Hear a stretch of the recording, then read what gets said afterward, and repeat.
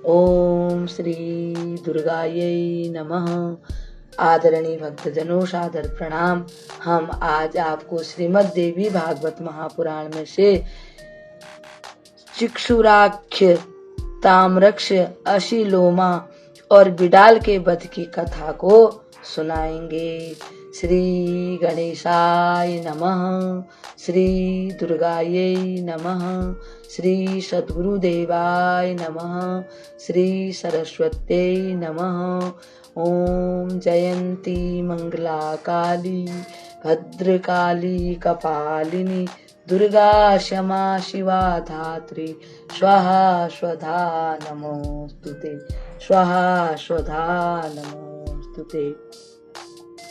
भक्तजनों, श्री व्यास जी महाराज जन्मे जैसे कहते हैं, युद्ध में दुर्मुख के मारे जाने पर महिषासुर ने कहा, यह कितने आश्चर्य की बात है कि एक सुकुमार कोमल कन्या के हाथों युद्ध भूमि में दुर्मुख और वाष्कल जैसे शूरवीर मारे गए। बड़े आश्चर्य की बात है।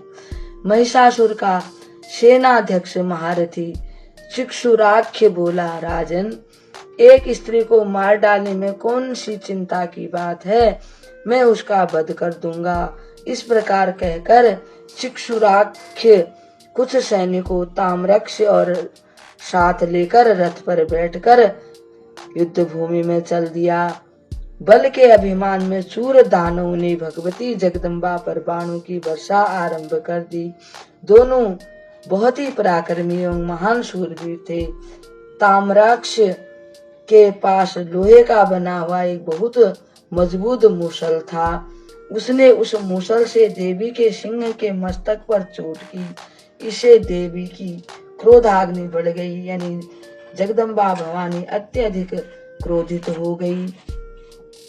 इससे उन्होंने फौरन अपनी चमचमाती हुई तलवार से दानव का मस्तक धड़ से अलग कर दिया।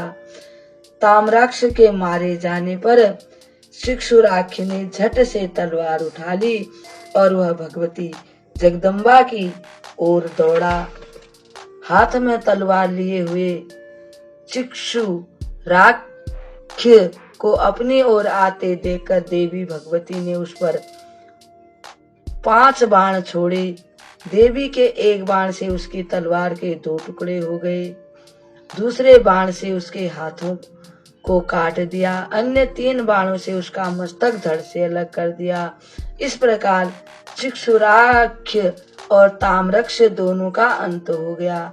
इन दोनों के मारे जाने पर दानव सेना में भगदड़ मच गई।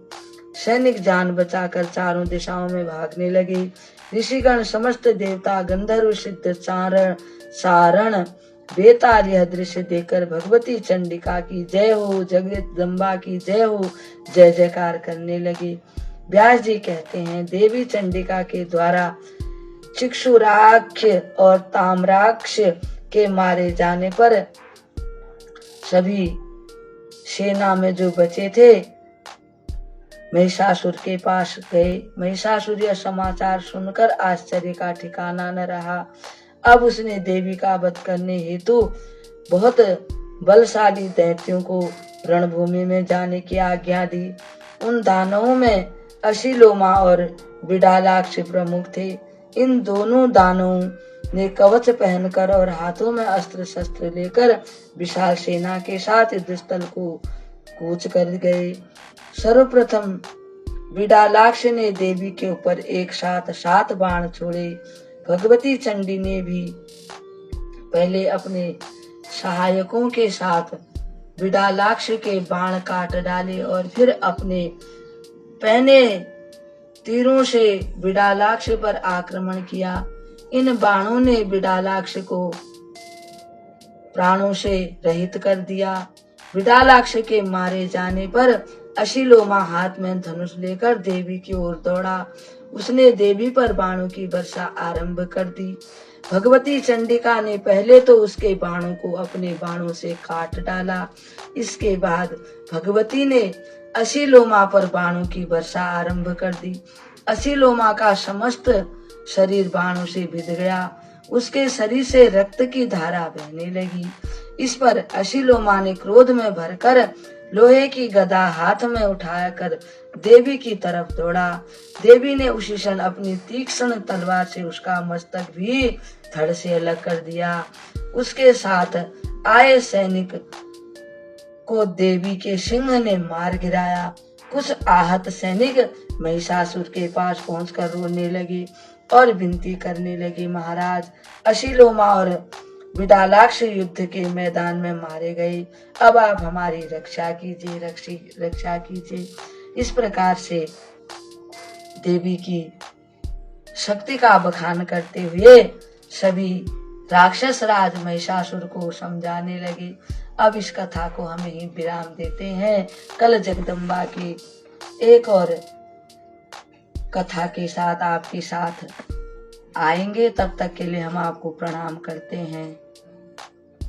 ओम श्री दुर्गायै नमः।